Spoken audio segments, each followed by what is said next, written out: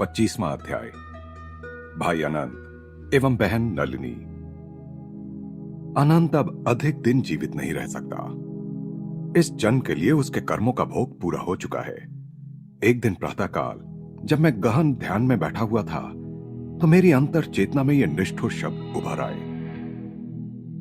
संन्यास लेने के थोड़े ही दिन बाद मैं अपने जन्म स्थान गोरखपुर में अपने बड़े भाई अनंत के घर गया हुआ था। अचानक अस्वस्थ होकर अनंतदा ने बिस्तर पकड़ लिया था। मैं आत्मीयता के साथ उनकी सेवा में जुट गया। अंतर में उठी इस सत्यनिष्ठ घोषणा से मैं दुखी हो उठा। मुझे लगा कि अपनी असहाय दृष्टि के सामने अपने भाई को मुझसे छीना जाता देखने के लिए मैं अब गोरखपुर में रहना सहन नहीं कर सकता। अपने सगे संबंधियों की नासमझ टीका टिप्पणी की कोई परवाह न करते हुए मैं सबसे पहले जो जहाज मिला उसी पर सवार होकर भारत से बाहर चला गया। जहाज म्यांमार यानी बर्मा होता हुआ चीनी समुद्र से जापान पहुंचा। जापान में मैं कोबे शहर में जहाज से उतर गया और कुछ ही दिन वहां रहा। मेरा मन अत्यंत दुखी था। इसी कारण सैर सपाटा वगैरह करने की कोई इच्छा नहीं थी। भारत वापस आते समय जहाज शंघाई में रुका। वहां जहाज के चिकित्सक डॉक्टर मिश्र मुझे कलात्मक वस्तुओं की दुकानों में ले गए। मैंने श्री युक्तेश्वर जी और अपने परिवारजनों एवं मित्रों के लिए वहां से उपहार खरीदे। अनंत के लिए मैंने अति सुंदर कारीगरी युक्त बांस की एक वस्तु ली। चीनी सेल्समैन ने जैसे ही वह वस्तु मेरे हाथ में थमाई वैसे ही वह मेरे हाथ से छूटकर नीचे गिर गई और साथ ही साथ मेरे मुंह से निकल पड़ा, इसे मैंने अपने प्रिय मृत भाई के लिए खरीदा है। मुझे स्पष्ट अनुभूति हो गई थी कि अनंतदा की आत्मा उसी क्षण शरीर से मुक्त होकर अनंत की ओर जा रही थी। इसी के प्रतीक स्वरूप वह वस्तु गिरने के कारण टूट गई थी। सिसकियां भरते हुए मैंने बांस की सतह पर लिखा, मेरे प्रिय अनंतदा के लिए जो अब चले गए हैं। मेरे साथ खड़े डॉक्टर मिश्र व्यंग्यपूर्ण मुस्कान के साथ मुझे देख रहे थे। अपने आंसू बचाकर रखिए, उन्होंने कहा। जब तक यह निश्चित ना हो जाए कि उनकी मृत्यु हो गई है, इन्हें क्यों बहा दिया जाए। जब हमारा जहाज कोलकाता पहुंचा तब डॉक्टर मिश्र पुनः मेरे साथ ही बाहर निकले।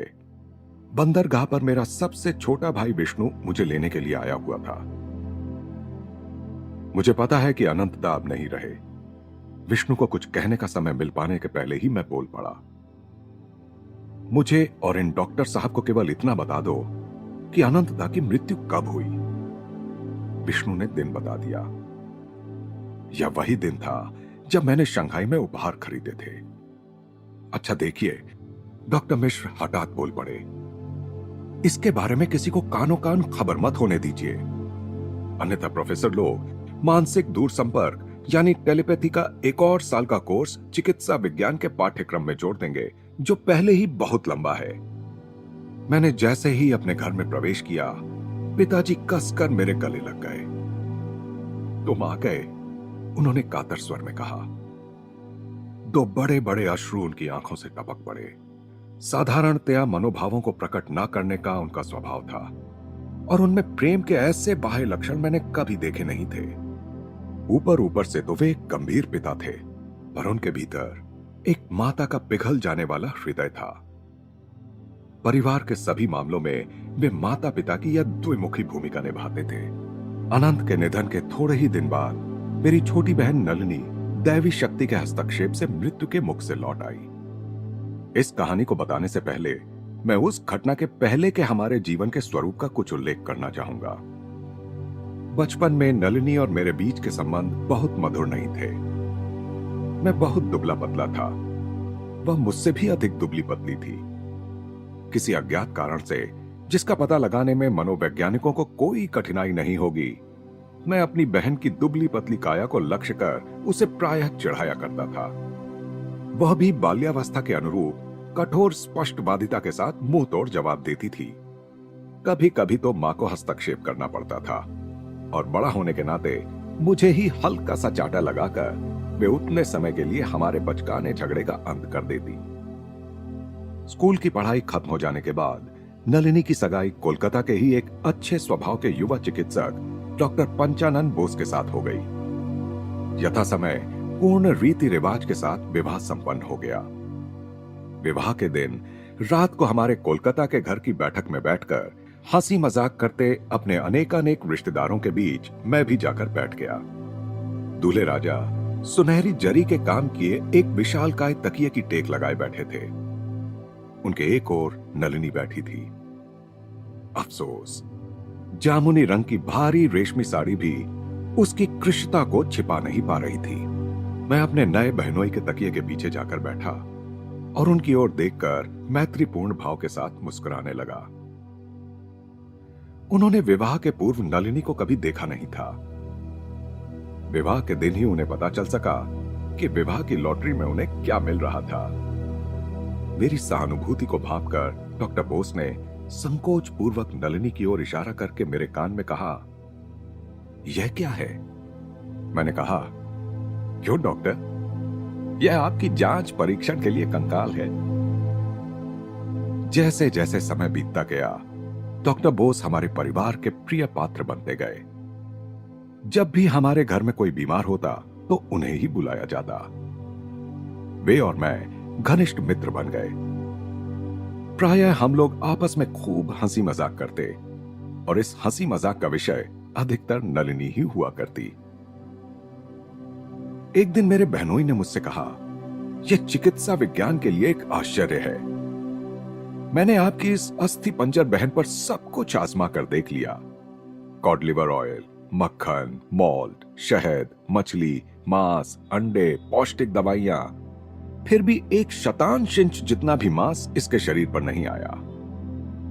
कुछ दिन बाद मैं उनके घर गया।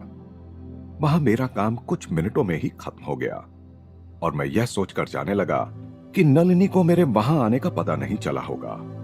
मैं जैसे ही सामने के दरवाजे पर पहुंचा, नलिनी का आत्मीयतापूर्ण परंतु आदेशात्मक स्वर सुनाई दिया, दादा इधर आइए। इस बार आप मुझे चकमा देकर नहीं जा सकते, मुझे आपसे कुछ बातें करनी है। मैं सीढ़ी चढ़कर उसके कमरे में पहुंचा। देखकर मुझे आश्चर्य हुआ कि वह रो रही थी। उसने कहा, दादा पुरानी बातों को भूल जाओ। मैं देख रही हूं कि आध्यात्मिक पथ पर अब आपके पांव दृढ़ता के साथ जमे हुए हैं। मैं हर बात में आपकी तरह बनना चाहती हूं। फिर उसने आशा भरे स्वर में कहा, अब आप अच्छे हट्टे कट्टे हो गए हैं, क्या आप मेरी मदद नहीं करेंगे? मेरे पति मेरे पास फटकते भी नहीं और मैं उनसे इतना प्रेम करती हूं, परंतु मेरी मुख्य इच्छा ईश्वर साक्षात्कार में उन्नति करने की है, भले ही मैं दुबली पतली और अनाकर्षक ही बनी रहूं। उसके अनुरोध से मेरा हृदय पिघल गया। हमारी यह नई आत्मीयता धीरे धीरे बढ़ने लगी। एक दिन उसने मेरी शिष्या बनने की इच्छा प्रकट की। आपको जैसा ठीक लगे उसी प्रकार से मुझे शिक्षा दीजिए। पौष्टिक औषधियों के बदले मैं ईश्वर में अधिक विश्वास करती हूं। उसने दवाइयों की ढेर सारी बोतलें उठाईं और अपनी खिड़की के बाहर नाली में उड़ेल दी। उसकी श्रद्धा की परीक्षा लेने के लिए मैंने उसे मछली, मांस और अंडे खाना छोड़ देने के लिए कहा। कई महीनों तक जब नलिनी मेरे बताए विभिन्न नियमों का कठोर पालन करती रही और अनेक मुश्किलों के आने पर भी शाकाहारी बनी रही, तब एक दिन मैं उसके घर पहुंच गया। बहना, तुमने पूर्ण अंतःकरण के साथ आध्यात्मिक नियमों का पालन किया है, अब उसका फल मिलने का समय आ गया है। शरारत भरी मुस्कान के साथ मैंने आगे कहा, तुम कितनी मोटी बनना चाहती हो? हमारी चाची जितनी, जो वर्षों से अपने पांव नहीं देख पाई हैं। नहीं, पर मैं तुम्हारे जितनी ही हट्टी कट्टी बनना चाहती हूं।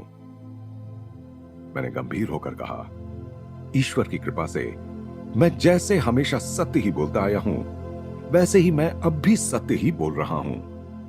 ईश्वरीय कृपा से वस्तुतः आज से ही तुम्हारे शरीर में परिवर्तन शुरू हो जाएगा। 1 महीने में तुम्हारा वजन मेरे वजन जितना ही हो जाएगा। मेरे हृदय से निकले इन शब्दों की पूर्ति हो गई। 30 दिन में नलिनी का वजन मेरे वजन जितना ही हो गया। इस नई गोल मटोलता ने उसे सुंदरता प्रदान की। उसके पति को उससे गहरा प्रेम हो गया।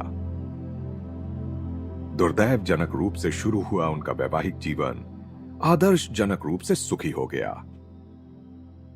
जब मैं जापान से लौटकर आया तो मुझे पता चला कि मेरी अनुपस्थिति में नलिनी टाइफॉइड ज्वर से बीमार हो गई थी। मैं तुरंत उसके घर गया और देखकर हैरान रह गया कि वह अत्यंत कृशकाय हो चुकी है। वह बेहोशी की अवस्था में थी। मेरे बहनोई ने मुझे बताया, रोग की जीर्णता से सन्निपात होने के पहले वह बार बार कहा करती थी, यदि मुकुंद दादा यहां होते तो मेरी यह दशा नहीं होती। उनकी आंखें भर आई थीं। उन्होंने आगे कहा, दूसरे डॉक्टर लोगों को और मुझे भी आशा की कोई किरण नजर नहीं आती। इतने लंबे समय तक टाइफॉइड से जूझने के बाद अब उसे आंव रक्त की पेचिश शुरू हो गई है। मैंने अपनी प्रार्थनाओं से आकाश और पाताल तक को हिला दिया। मुझे पूर्ण सहयोग देने वाली एक एंग्लो इंडियन नर्स को नियुक्त कर मैं अपनी बहन पर रोग मुक्ति की यौगिक पद्धतियों का प्रयोग करने लगा। आंव रक्त की पेचिश बंद हो गई, परंतु डॉक्टर बोस विषण्णता में सिर हिलाते हुए शोकार्त स्वर में बोले, अब बाहर निकलने के लिए इसके शरीर में खून ही नहीं बचा है। वह ठीक हो जाएगी, मैंने दृढ़ता के साथ कहा। 7 दिन में उसका बुखार चला जाएगा। 1 सप्ताह बाद नलिनी को आंखें खोलकर मुझ पर प्रेम भरी दृष्टि डालते देखकर मैं रोमांचित हो उठा। उस दिन से उसके स्वास्थ्य में तेजी से सुधार हुआ। उसका शरीर पहले की तरह गोलमटोल तो हो गया, पर उसकी लगभग प्राणांतक बीमारी का एक दुखद चिन्ह उसके शरीर पर रह गया। उसके दोनों पैरों में पक्षाघात हो गया। भारतीय और विलायती डॉक्टरों ने उसे असाध्य विकलांग घोषित कर दिया। उसके जीवन की रक्षा के लिए मैंने प्रार्थना के द्वारा जो अविरत युद्ध छेड़ रखा था, उससे मैं थक गया था। मैं श्री युक्तेश्वर जी की सहायता लेने के लिए श्रीरामपुर गया। जब मैंने उन्हें नलिनी की दशा से अवगत कराया तो उनकी आंखों में गहरी सहानुभूति उभर आई। 1 महीने में तुम्हारी बहन के पैर ठीक हो जाएंगे। फिर उन्होंने आगे कहा, उसे अपनी त्वचा का स्पर्श करते हुए 2 कैरेट का एक छिद्र विहीन मोती पहनने को कहो, जो एक बंध में दोनों ओर से आंकड़ों में जड़ा हो। मैंने आनंद के साथ राहत की सांस लेते हुए उनके चरणों में साष्टांग प्रणाम किया। गुरुदेव, आप सिद्ध पुरुष हैं। आपके मुंह से निकला हुआ यह वचन ही पर्याप्त है कि वह ठीक हो जाएगी। परंतु यदि आप कहते ही हैं तो मैं तुरंत उसके लिए एक मोती ले आता हूं। मेरे गुरु ने हां में सिर हिलाया। हां, ऐसा अवश्य करो। फिर उन्होंने नलिनी की शारीरिक और मानसिक विशिष्टताओं का सविस्तार वर्णन कर दिया, जिसे उन्होंने कभी देखा भी नहीं था।